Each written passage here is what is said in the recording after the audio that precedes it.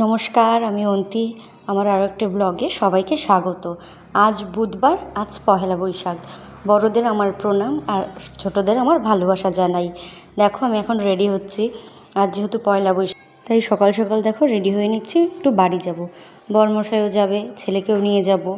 চলো তোমাদেরও আমাদের সাথে নিয়ে যাই আমাদের বাড়িতে।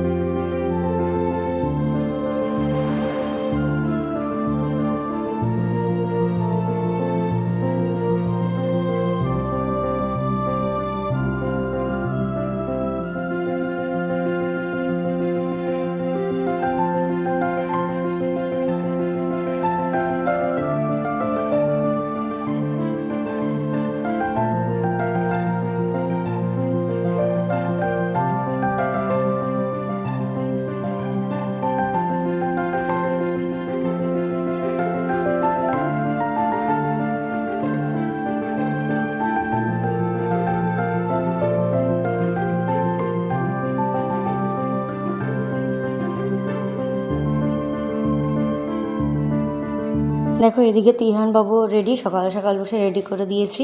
এখন দুষ্টুমি করে বেড়াচ্ছে। মেঝেতে আমার একটা টিপ পড়েছে, আসলে একটা টিপও কপালে থাকে না জানো, তুলে ফেলে দেবে।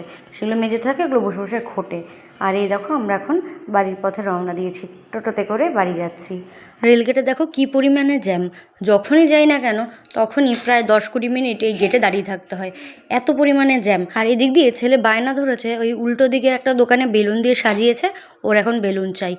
যখনই যেখানেই বেলুন দেখুক ও শুধু বেলুন আর বেলুন। এই বাড়ি এসেও বায়না করছে বেলুন। শেষ পর্যন্ত একটা ব্যাগে ছিল, ওই নিয়েই ছেড়েছে। দেখো নিজে ফুলি ফুলি করবে, মানে নিজে ফোলাবে, ফুলি ফুলি বেলুন, ফুলি ফুলি। আর এখান থেকে দেখো আমার মা, আমরা যাব বলে আলু ভাজছে। আমি ফোন করে বলেছিলাম ত্রিহানের জন্য একটু আলু ভাজতে। ত্রিহান আলু খেতে খুব ভালোবাসে। আর এখান থেকে দেখি বাবা মাটন নিয়ে এসছে, সেটাই মা বলছে যে আজকে তুই রান্না করবি। আর কি একটা যেন সবজি রেখেছিল বাবা, সেটা আবার ত্রিহানের হাতে দিয়েছে, ত্রিহানও দিদাকে এনে দিচ্ছে। আমার ছেলেটা ভীষণ কাজের, ওকে দিয়ে কাজ করানো যায় প্রচুর, কিন্তু দুষ্টুমি শিরোমণি। ওই দেখো আবার চলে গেল, দাদুর দোকানে যাবে এবার। মানে কতক্ষণে সে দোকানে থাকবে, ঘরে গিয়েই ঘরে আর থাকবে না, সারাক্ষণ দোকানে। আর এই দেখো একখানা বেলুন পেয়েছে, বেলুনটাকে আজকে আর কিছুতেই ছাড়বে না, নিচে পড়ুক ই করুক, আর আমাকে মুখ শুনতে হবে ওর বাবার কাছে। আর এই যে বললাম না দোকানে গিয়ে বসে থাকবে, এই যে ওর দাদুর দোকানে পুরো দোকান তছনছ করে ফেলে। বাবা কিছু বলে না, এর জন্য বেশি সাহস পেয়ে যায়। দিদা দাদুরা মনে হয় এরকমই হয়।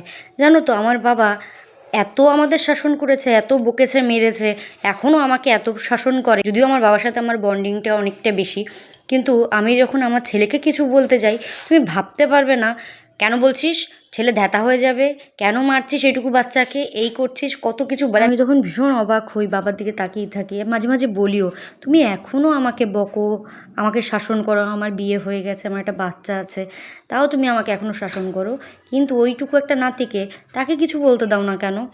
তখন শুধু একটাই কথা বলে, বুঝবি না, যেদিন নিজে দিদা দাদু হবি সেদিন বুঝবি যে আসলের থেকে সুদ কতটা দামি। এদিকে আলু টমেটো সব কেটে নেব মাংসের জন্যে, আর রান্না হবে চিংড়ি মাছ দিয়ে আলু পটলের তরকারি, সেটাও কেটে নিচ্ছি।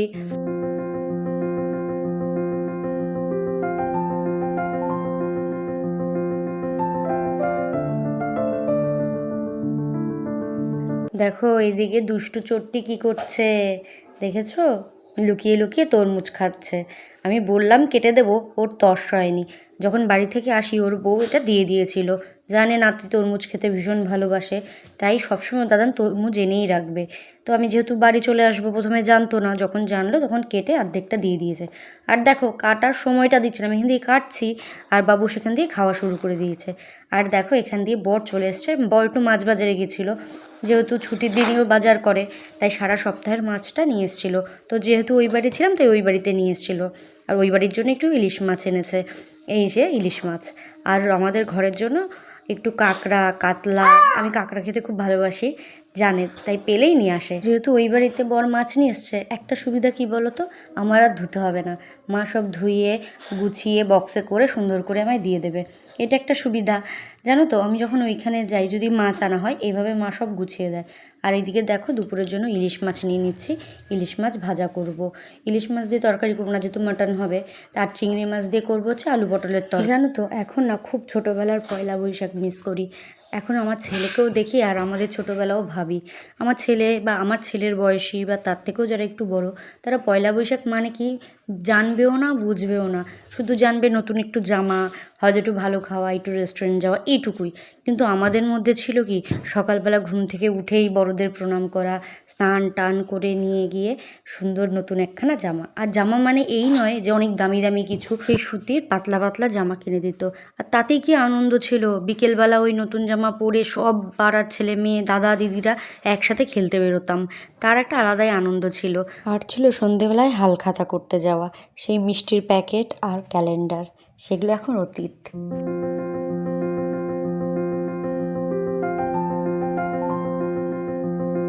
আর এদিকে দেখো ত্রিহানবাবুর অবস্থা দেখেছো, তরমুজ খেয়ে কী করেছে। তরমুজ দেখলেই পাগল। একটু যখন ছোটো ছিল খালি বলতো মুজ মুজ। আর এদিকে দেখো আমি তরকারিটাও বসিয়ে নিয়েছি। এখান দিয়ে কিন্তু ত্রিহানবাবুরও কিন্তু বেশ কটা জামা হয়েছে। তার দাদান দিয়েছে, তার দাদু দিয়েছে, তার মামা দিয়েছে, তার এক কাকা কাম্মা দিয়েছে, সে অভ্র কাকাই আর তার কাম্মা দিয়েছে, সেটাও পড়েছে। তার কাম্মা দিয়েই বলেছে যেন পয়লা বৈশাখে অবশ্যই পড়িয়েছি। এখান দিয়ে ত্রিহানবাবুর অবস্থা দেখো। আসলে জানো তো, ও না মামা বাড়ি গেলে এত দুষ্টুমি করে, এত দুষ্টুমি করে বলার বাইরে, একটুখানি কথা শোনে না। এই যে স্নানে নামে উঠতেই চায় না। আর এখন দেখো ঘরে কোনো রকমে নিয়ে এসেছি, একটা গাছ থেকে আম কুড়িয়ে এনেছে, সেটা দিয়ে দিদার সাথে সে খেলছে। মানে কি বলবো, এত দুষ্টুমি করে ওই বাড়ি গেলে ওর খাওয়া ঘুম কোনো কিছু ঠিক ঠিকানা থাকে না, আর কিছু বলা যায় না দিদা দাদুর জন্য।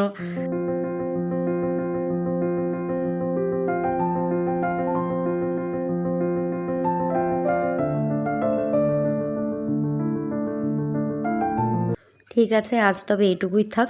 ভালো থেকো, সুস্থ থেকো, দেখা হবে অন্য কোনো ব্লগে।